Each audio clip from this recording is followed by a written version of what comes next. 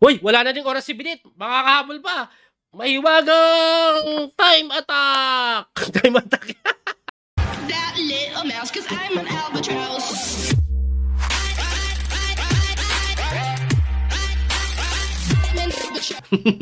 Alright, so magsisimula na po ang laban. This is round number 16. Round number 16. Tatlong laro na lang po ang nalalabi. 16, 17, 18. Tama.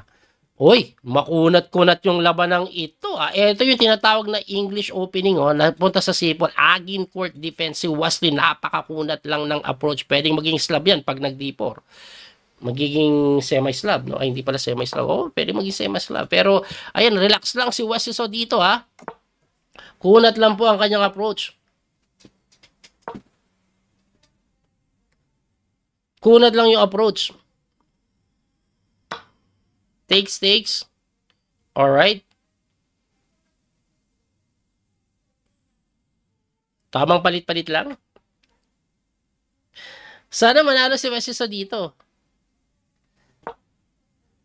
By the way, sa mga nanonood, ipakita ko po ulit ang standing. Ito po ang standing, no?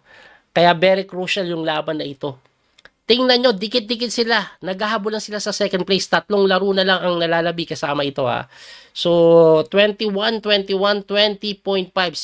Si Fabiano Caruana champion eh.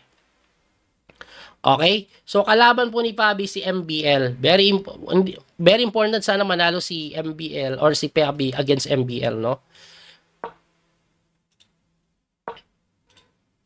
Okay, tamang develop lang. Linya pa rin po ba to? Yes. It's still aligned. B6 po ang kadalasan para pumunta po dito yung bishop. Kailangan ma-i-develop eh.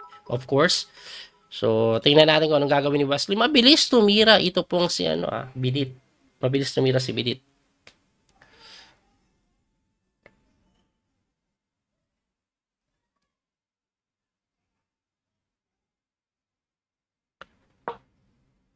Okay, agresibo si Bidit. Linya po ito. Ang gusto niya mangyari, tatalon dyan, magtatreat siya ng mate. Ngayon, yes, pwede kong kainin yan. Parang lalamang ako ng pawn. But that will give way for the rook kasi mabubuksan yung h-file eh. Mate sa h7. So, hindi mo pwedeng basta kainin. Anyway, si Wesley, inatras lang yung kabayo. It turns out this is still a line. Ang question ko dyan, what will happen pag tumalon na siya? Kasi pag ginanito mo, mamaya yung h5 nakakatakot eh. It will allow takes and then mabubuksan yung h-file eh. Grabe ah.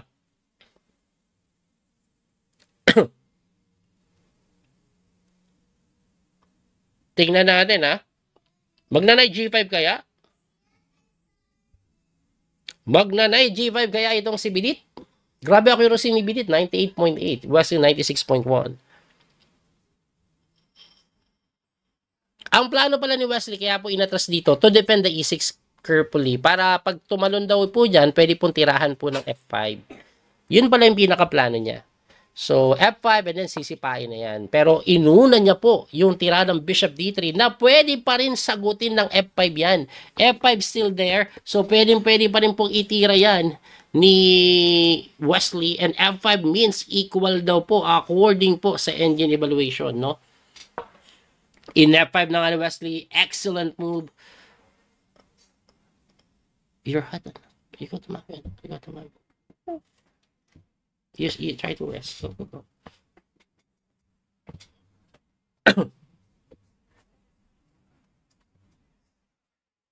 Last day na ngayon, magkakaalaman na, napaka-agresibo naman yun, sir.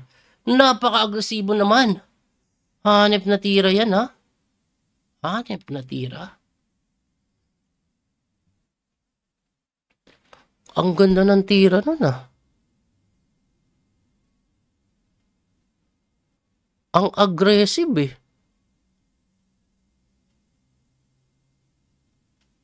Pag kinapture kasi may takes dito eh.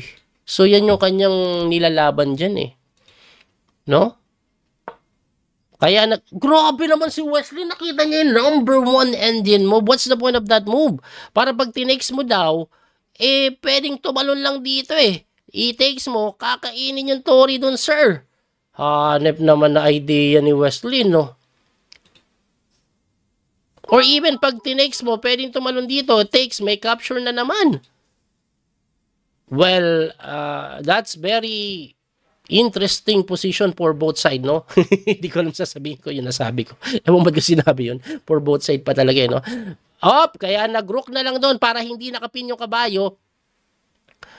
Kaso meron pa ring knight d4 idea dito si Wesley. Ang idea po kasi nito, kakainin niya yan eh. Bubuksan niya to para yung bishop na to lumakas. So, ang engine sinasuggest para maging okay ang position ni Wesley, he needs to go knight d4. Bakit? Binibigay yan, pero once you take, you can take on f3. Tapos may kain na ganun. Pag kinapture naman to, you can take on d4. O, di ba? Ganun naman pwedeng mga mangyari dito sa sitwasyon ngayon. So, tingnan natin kung anong gagawin ni Wesley. Will he go knight d4? Okay, coach, ang tanong, pagka knight d4, paano pag nag-knight takes lang? Then just capture. Ngayon, pag kinapture mo, okay lang. Okay lang. Pwede kang mag-bishop dito to prevent white from doing castling eh. Di ba? Tapos may mga threat ka pa capture na ganun eh. I'm not sure, pero tingnan natin kung anong gagawin ni Wesley. Behind na po siya ng 1 minuto sa oras. Naku po, very crucial yung laban na ito ha. Very crucial ang laban na ito. Very crucial. Kailangan maipanalo ito ni Wesley para yung contention niya sa second place, lagi nandyan. Hindi makatira si Wes. Ano kaya ang kanyang pinag-iisipan? Wow. Mahirap po yung position niya, na-atake po siya eh. Grabe ah. Grabe ito ah.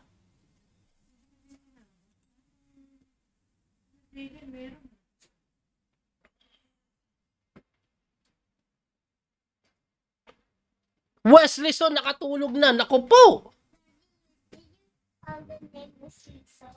Yeah. Ito ang magpapatunay na mababaligtad lang yung score kahapon pag tinalo siya nito. Ay, nakita ni Wes. Kaso wala na siyang oras. Kailangan na lang bilisan ng konti. Ano yan? Brilliant move yun. Brilliant move yun. Pwede na ata E5. 18x, yun lang. Hindi na ganun kaganda. Anong plano ni Wesley? Bakit niya kinapture yun? Bishop F6. Alright. So that means Wesley is giving up a pre-pawn. Kasi bagsak po ito eh. Bagsak po ito. Binibigay niya yung pre-pawn.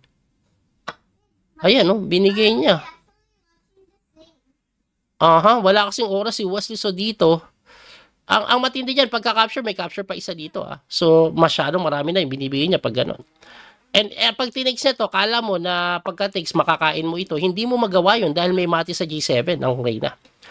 Philip Coops, salamat po sa super chat. May threat na may discovery later ikain sa Reyna. Kining mo ban lang? Kining mo ban lang, guys? Para pagka ganon, may ganito naman, threaten the queen. So, it's not like losing pa. So, pwede pa, haibo pa. 37 seconds na lang si Wes. Nakakatakot to, promise. Nakakatakot to, promise.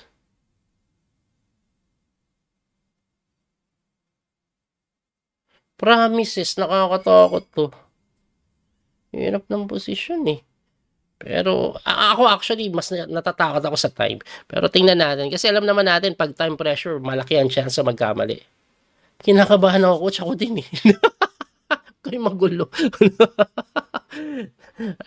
Sabi ni Wesley, relax lang kayo mga sir. I got this. No. Ton. Ay, tumira ni Bidit. Sige lang, mag-isip ka lang, Wesley. Mag-isip ka din. Tumira na nga ng bishop doon. So, most likely, baka bishop takes e4 lang ang itira nito. Ipapalit-palit lang. 1 pawn down si Wesley So. Yun na nga kasi threat po yung queen. Kaya mapipilitan. Queen e7. Alright. Queen e7 lang. So, depensa lang po dito. Kaso kakainin ni Wesley So yan Kaya mapipilitan yan. Balamang mag-bishop takes. And then after bishop takes, queen takes. Okay, para pagkakain doon may ganun, Interesting. Alright, tingnan po natin. Kaya nag-knight na lang doon. Teka lang. Di ba libre to? Capture takes, check. Huy, pinin lang ni Wesley. Binigay niya lang ah. Binigay niya lang. Nag-king move lang. Ano nangyayaring kababalaghan? Ano nangyayaring kababalaghan eh? No? What's the happening over there over here? Ano nangyayari? Nag-queen e8.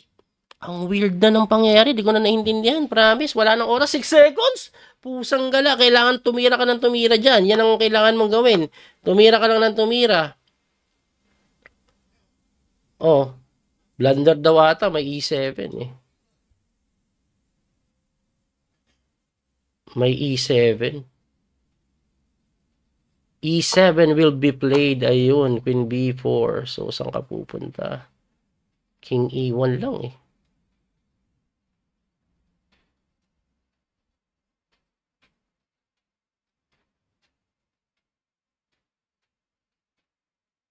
King e1.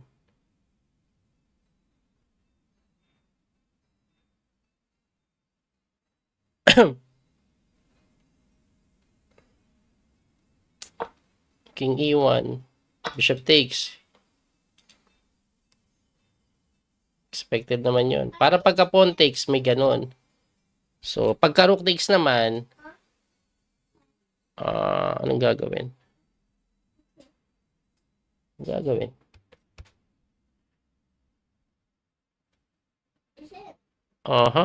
Uy, wala na ding oras si Binit. Makakahabol pa. Mahiwagang time attack. Time attack. Di ba nangyari kanina yon? Mahiwagang time attack.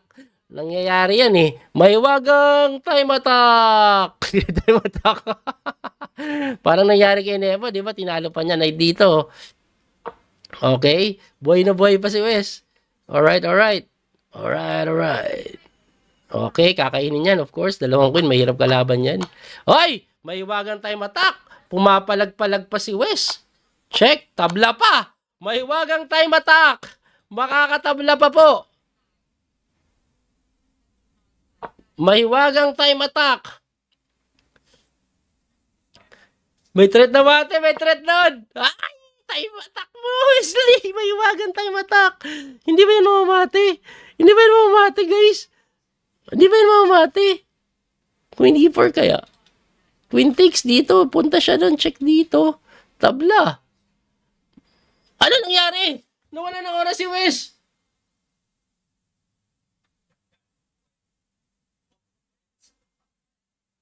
Ano na? Baka siya yun na time attack ha. Walang niya. Ay, nanala si Wes. Paano nangyari yun? Ay, time attack na naman. Daddy! Na time attack na naman.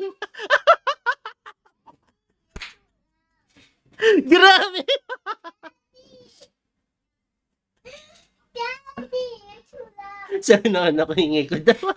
Ay, God. May huwagang time attack na naman. Anim na yan ah. Third victim. Una si Nepo. Sunod si Gukish. Pangatlo na to. Pangatlong biktima ni Wesley. Pangatlong biktima. Grabe. By the way, natalo si Ali Reza. Analyze lang natin to. Content na natin to eh. Content na natin. Grabe yun ah. May wagang time attack talaga. Ayan oh, dito ang ganda na tinira ni Wes eh. Like D4 is very good move, brilliant move po yan. Yan, pagka-text dito lang nagkaroon ng pagkakamali. Kasi kinapture po ni Wesley. Kailangan daw i-maintain. Ang problema kasi, coach, di ba kakainin lang? Yes, but the E4 will prevent the bishop from putting pressure. Pag chumek ka dyan, kicking movean mo lang. Pag kinapture mo to, mukhang okay ka ba? Hindi. Trap nga halos yung bishop po. Di ba? Yan ang tira ng engine. Kaso, ang ginawa ni Wes, kinapture. At eto po, nako po, talagang tagilid na si Wes. Eto, ayan o. Eto, napanood nyo to, di ba? Nag-king move, gumanon. Kinapture. Nag-takes. Yon, E7, good move. Queen B5. King E1. Bishop takes. Oh, kumapture. Bishop C3, Queen dito, correct. Queen takes B3. Ang tamang tira dito, Queen E7, tama pa rin. Knight E6, tama pa rin. Ito yung na-miss po. Ito po, alam nyo kung ano yung na-miss? Na-miss? Tapos ang laban. Hindi nakita yan. Tapos ang laban, no? Hindi po yan pwedeng kainin ito. Well, pwede, pero yung queen yan, makakagalaw na. Oh, gagano na lang. Wala na, queen yan eh. Ngayon, pag kinapture mo yan ng kabayo, mati ka dito. Hindi pala mati. Pero, eventually, matatalo ka din dyan. Di ba? Lamang na eh. Yun yung na-miss ni, Bidit. Blunder, tingnan nyo, pagkaka-takes doon, ganon, chumek. Ayan, equal pa to after Queen C1. Of course, tatry siya magpilit. Pero pagka Queen C2, napakaganda ng threat to. Tore, may mate. Kaya nag-king move. At pagka-king move, biglang nanalo sa time si Wesley. Ang tanong dito, ano ba ang hatol? Pag kinapture mo daw to, tabla lang. Pero kung gusto mo magpilit dito, bakit? O, pagka king F1, Queen F3. Uy! Hanip pa. Didepensahan natin pareho. Rook C8. Wow! Gusto pang manalo. Yan nga mangyayari. Magro-rook ito daw, persado, para hindi mamate. Pero pagka rook C1, iharang mo, titirahan ka lang ng Queen H3. Siyempre, aangat ka para depensado. Rook C2, tatakbo ka. Pero pagka Queen F5, grabe naman, no? Ang lalim naman nun. Kasi gan check dito, harangan lang eh. Ayan, no? Ayan, pag tinulakan mo ng E5, napakagandang tingnan. Pero hindi, ayan, no? Ang lalim masyado. Anyway, okay na tayo. Nanalo na sa time.